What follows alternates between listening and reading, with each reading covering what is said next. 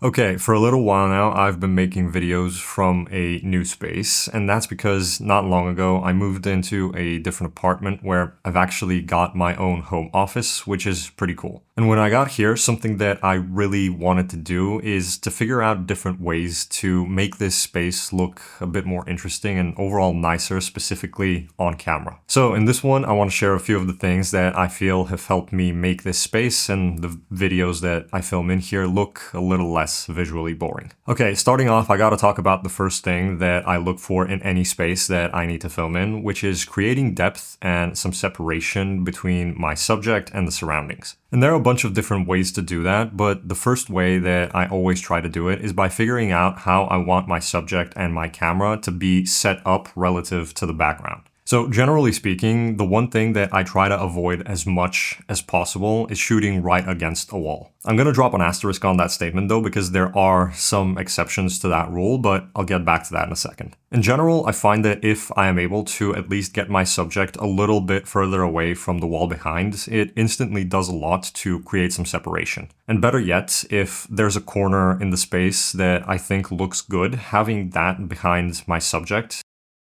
is going to be even better because it's going to give me even more distance between the subject and the background, and that helps to create even more depth in the shot. And this is something that I try to look out for regardless of what the space where I'm going to be filming looks like. Now, about that asterisk I mentioned a second ago, sometimes in certain locations, I'm just going to have no other choice but to shoot against the wall, which, yeah, is unlucky, but I just kind of deal with it. However, sometimes I do find myself working on projects where that's just the style that we got to go for. For example, last week, I was helping a creator friend of mine with a project of hers, and that's exactly the style that she wanted to go with for her video. And in the references that she had together, it was a person in front of a flat colored backdrop. So we made sure that the lighting looked good and that she stood out enough from the background, and we were still able to get what I think was a pretty good looking result. So short version is, unless the idea for a shot is to intentionally be up against the wall, or unless I've got no other choice,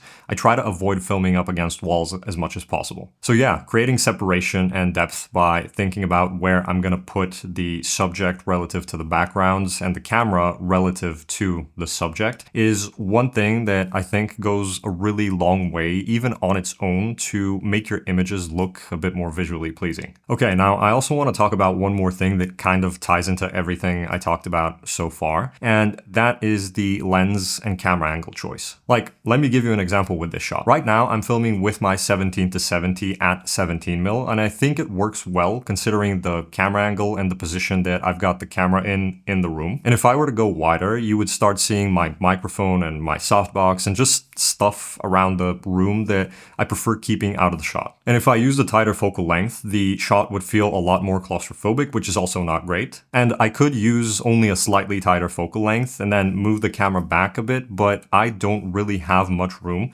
behind where it is now to do that. So those are a few of the things that go through my head that make me pick the 17mm here. But I also sometimes do a bit of a wider shot where I have the camera on my desk and use like a 10 or a 12mm lens to get everything I want in frame, and also include a bit of foreground elements that help with the previous thing that I mentioned about creating separation. But I also personally feel it's always a good idea to try and experiment a little bit by trying out some lens and camera angle combos that might be more out of the box. Now, that is obviously something that's going to depend on what sort of project you're shooting, and sometimes it's not gonna make much sense. Like, if you're shooting a talking head for a corporate client, it might be a better idea to just like play it safe. Get a medium lens, set up a medium shot, have the camera at about eye level with the subject, and focus on some nice flattering light. And that shouldn't give them too many reasons to walk over and be like, ooh, that looks a little bit artsy, huh? What are we doing? But if it's a personal project, or if it's something for a client, but there's a bit more creative freedom, I think it's cool to try a few less common setups to see if you can land on something interesting. And that's something that I've been trying to do a little bit more of lately. For example, if if I wanted to tell you about the sponsor of this video, which is Motion VFX, I could do it with a standard talking headshot like this one. Or maybe I could try to do it with something like an ultra wide shot with the camera up above me and in a corner of the room, and maybe that ends up looking a bit more interesting. So you've heard me talking about Motion VFX so many times already that I'm pretty sure one of you could probably do this sponsored segment better than I can. And maybe I can throw in a wide shot with some camera movement while I talk about the sale that they're currently running on everything on their platform. Now, chances are, if you've been following the channel for a while, you would have seen me using stuff like titles, motion graphics, or some subtle effects from a bunch of their plugins before. And maybe you liked what you saw, but you didn't really have the budget to pick it up back then.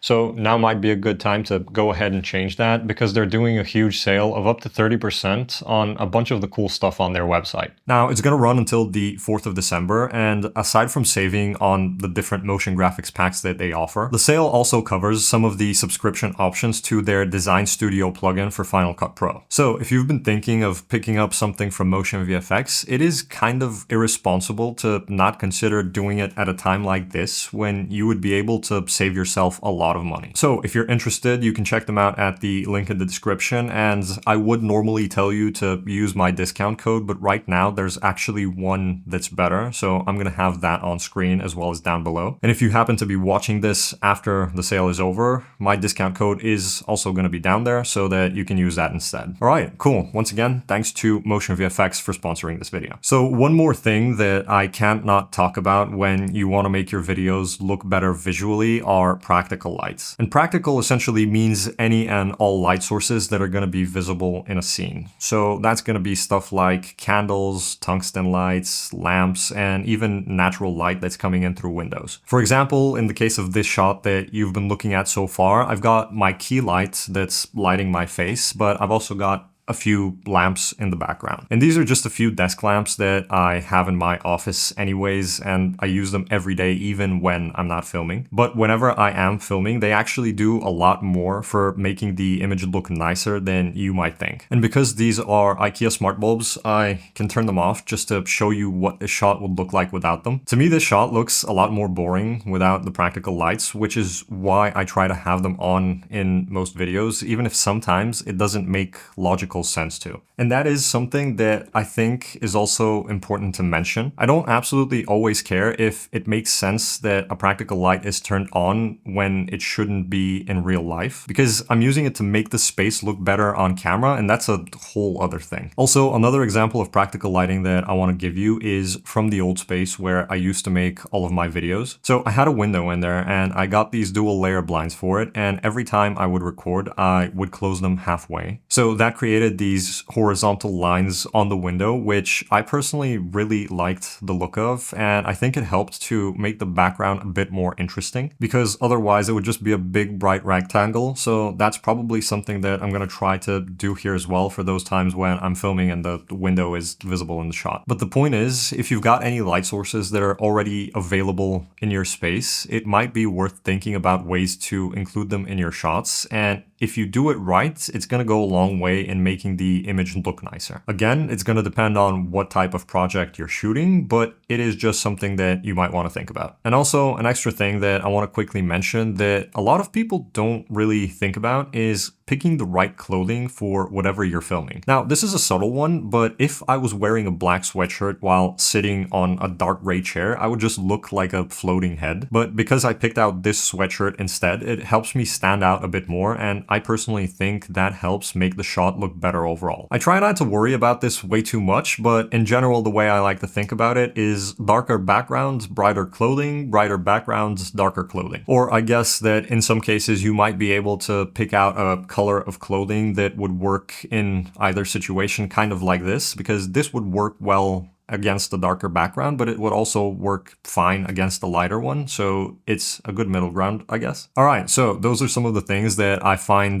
especially helpful when I'm trying to make my videos look less visually boring. And there's obviously other stuff as well, but these are some of the easier and quicker things that I find make a big difference. Anyways, hope this helped out. And if you've got any questions, you can drop them in a comment, or you can just like mail them to me, like physical mail, put a piece of paper in an envelope and just send it off. I'll get back to you in like 6 months. Okay, I think that's about it, and now I will stop talking.